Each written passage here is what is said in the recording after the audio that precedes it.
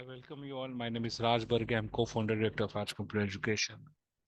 Basically आता मला ना तुम्हाला आता बेसिक बेसिक गोष्टी यायला लागल्यात एक्सेलमध्ये लास्ट लेक्चर प्रमाणे. तर आज हे एक्सेलचं सेकंड लेक्चर आहे. मला काय करायचं तुम्हाला थोडंसं छोटं छोटं कॅल्क्युलेशन्स करायला शिकवायचे. नॉर्मली म्हणजे ते कशा संबंधी असतात बघा. समजा माझी कंपनी आहे, तर मी माझ्या पहिल्या कंपनीचं नाव कसं देतो बघा. मी सांगतो राज कम्प्युटर्स एज्युकेशन. हे मी पहिल्या लाईनला लिहिलं. त्याच्याखाली मी काय बनवतोय, तर मी म्हणतो सॅलरी STATEMT सॅलरी स्टेटमेंट. मग कोणत्या महिन्यासाठी बनवतो आता बघा. आता इकडे माझ्याकडे 12वा महिना चालू आहे, म्हणजे स्टेटमेंट 11व्या महिन्यासाठी असतं. म्हणजे नोव्हेंबर बरं 2022 साठी सॅलरी स्टेटमेंट बनवतो. इथं मी अजून एक गोष्ट काय केली, मी त्यांनी थोडीशी जागा सोडली आणि सांगितलं इथं सिरियल नंबर नावाचा कॉलम दिला. इथं नेम ऑफ एम्प्लॉईज दिला. बरोबर आहे. म्हणजे इथे त्यांचा बेसिक पगार सांगितला, मूळ पगार किती सांगितलं. आता मी इथे डबल क्लिक केलं ना, तर हे थोडं मोठं होतं. आणि हे जे नाव आहे ना, तर मी हे नाव नेहमी असं रॅप करून असं रोटेट करून ठेवतो. आणि इथे डबल क्लिक केलं की ते रोटेशनमध्ये येतं. आता हे मुद्दाम असं थोडंसं सेट केलं, याला थोडंसं सेट केलं. बरं, आता इथं 1 टाकलं, 2 टाकलं. आता हे नीट बघा सगळ्यांनी. मी याला सिरीजमध्ये ओढतोय. मी तर पहिलं सिलेक्ट केलं, दुसरं सिलेक्ट केलं. दोघांना सिलेक्ट केलंय, लक्षात ठेवा. पहिलं सिलेक्ट केलंय, दुसरं सिलेक्ट केलंय, दोघांना सिलेक्ट केलंय. हा बघा व्हाईट कलरचा पॉइंटर आहे, तुम्ही लक्ष नाही देत. परत बघा व्हाईट कलरचा पॉइंटर या पॉइंट वरती नेला की तो ब्लॅक होतो. बघा परत व्हाईट कलरचा आहे, इथं नेला की परत ब्लॅक होतो. ब्लॅकला पकडून मी खाली ओढलंय, तर ते 10 पाशी येऊन थांबलं. म्हणजे ऑटोमॅटिकली माझ्याकडे ही सिरीज आली. मी इथं बघा सेंटर कमांड दिली, सेंटरला आली. मी इथं नेम ऑफ स्टुडंट सांगितलं, मी सांगितलं RAJENDR राजेंद्र एन बर्गे. मी सांगितलं इथं सांगितलं पवना राजेंद्र एन बर्गे. मध्ये मी आलो. त्याच्या खाली आल्यानंतर मी काय सांगितलं इकडे आल्यानंतर, त्याच्या खाली आल्यानंतर मी सांगितलं राजेंद्र एन बर्गे. नंतर मी सांगितलं राम, सीता, ऍश, रावण, ठीक आहे, जुही, श्याम, श्याम, अली, जॉन,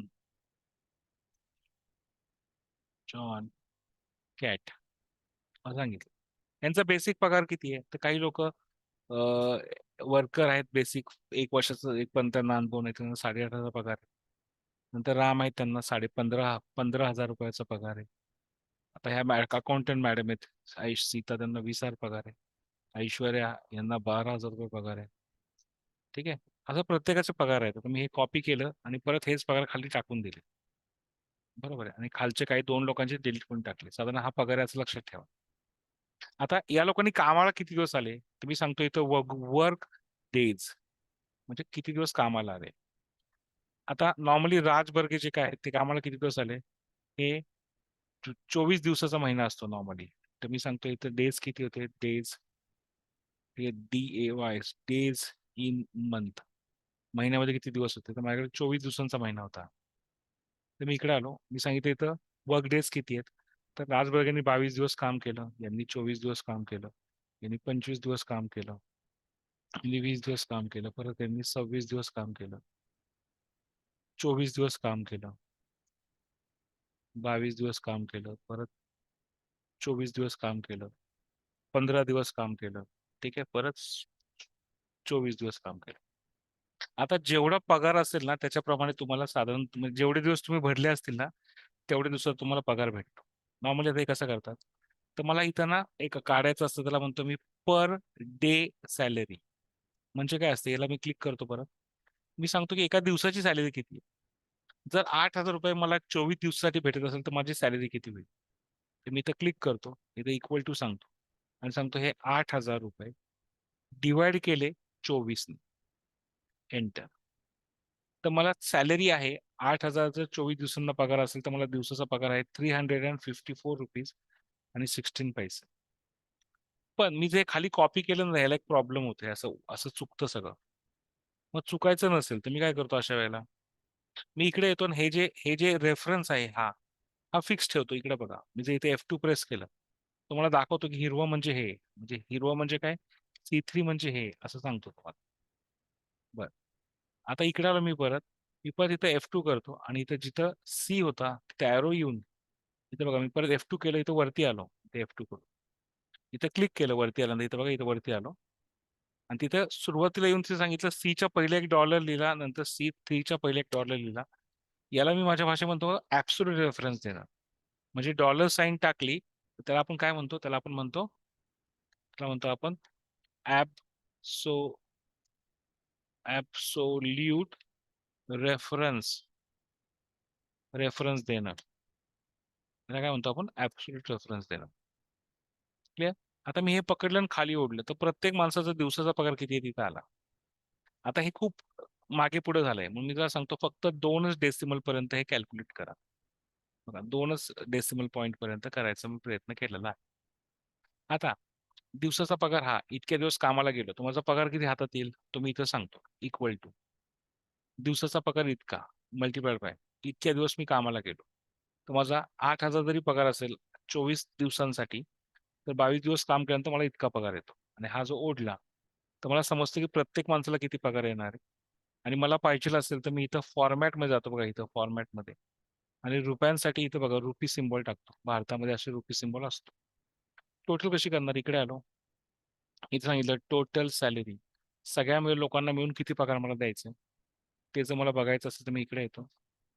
आणि इथपर्यंत हे बघा का त्याची सम जे तुम्हाला शिकवलं ना इकडे, इथं बघा क्लिक केलं आणि सांगितलं सम, त्याला क्लिक केलं, तो सांगतो सम इकडे आलेली, मी ते एंटर दाबलं की तो सांगतो मूळ पगार एवढा आहे. मी या सगळ्याला सिलेक्ट केलं आणि थोडं मोठं करायचा प्रयत्न केला. आता हे जे वरचं हेडिंग आहे हे पण मोठं केलं. मी सांगितलं इथं सॅलरी टू पेड किंवा पे असं सांगितलं. याला क्लिक केलं, सेंटरला आलो, थोडं मोठं इथं परफॉर्म केलं, क्लिक केलं, परत इथं रॅप करायची गरज असेल इथं बघा, हे रॅप केलं, खाली आलं, हे रॅप नाही केलं, थोडं पुढे ओढलं.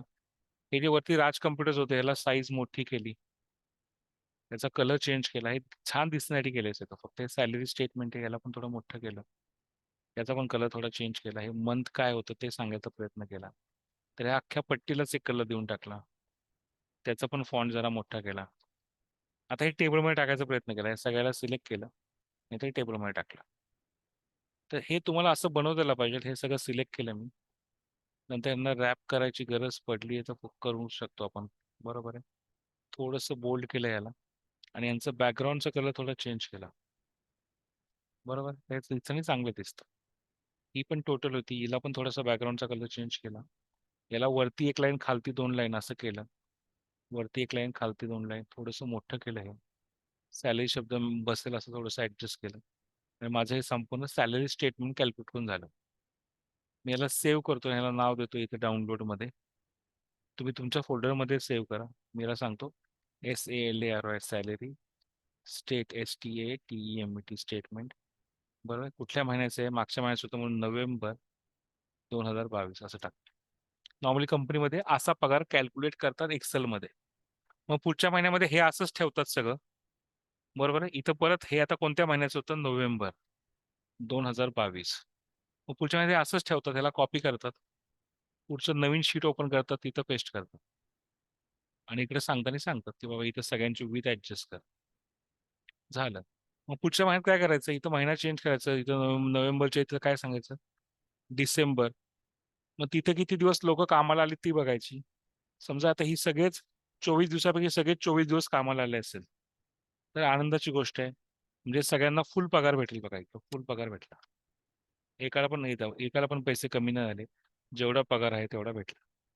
समजा राज बर्गेसर 30 दिवस कामाला आले, तर त्यांना पगार 8,000 नाही भेटणार, त्यांना ते ओव्हर टाईम म्हणून पुढचा पगार 10,000 भेटतो. पण हा त्यांचा डिसेंबर महिन्याचा पगार आहे. असं तुम्ही पुढे पुढे तुम्हाला पाहिजे तसं सगळ्या वर्षांचं पगार कॅल्क्युलेट करू शकता. थँक्यू.